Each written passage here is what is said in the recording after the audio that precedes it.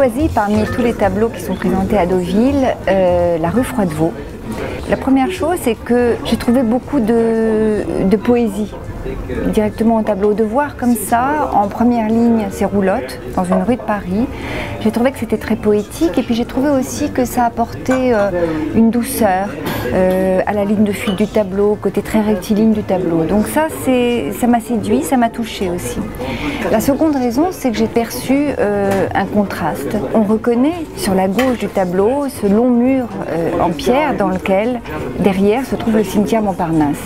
Et je trouvais que c'était une jolie métaphore de la mort et de la vie.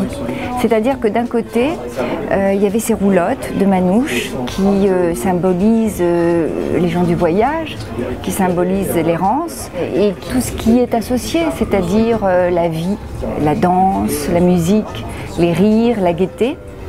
Et c'est à la liberté que sont associés tout ce que je viens de dire. Alors que de l'autre côté, vous avez des habitants qui sont, eux, immobiles. C'est très calme.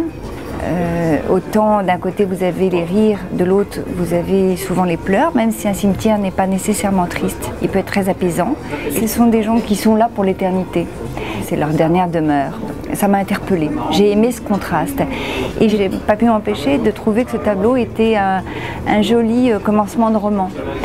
Parce que je me suis posé des questions, je me suis dit, bon, bien sûr la saison, c'est évidemment l'hiver, quand on voit les arbres dénudés, ça pourrait être le mois de novembre aussi, parce qu'on pense nécessairement, en tout cas moi, à la Toussaint, à cause du cimetière.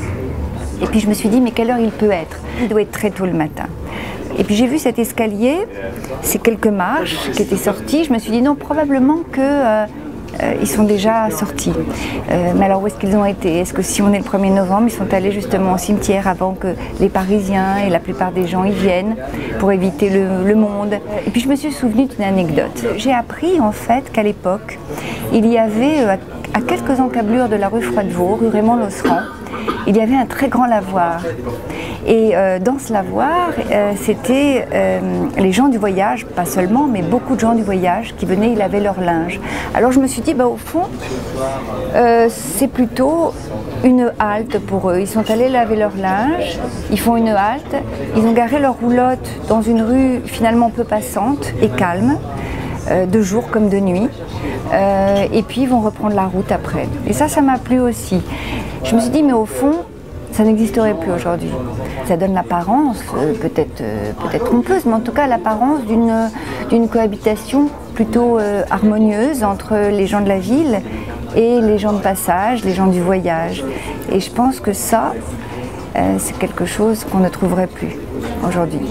Voilà, alors pour toutes ces raisons, pour la douceur du tableau, pour l'apaisement, pour la poésie, pour la tolérance, pour l'instant comme ça pris, pour cette métaphore de la vie et de la mort, j'ai trouvé que voilà, j'ai choisi ce tableau.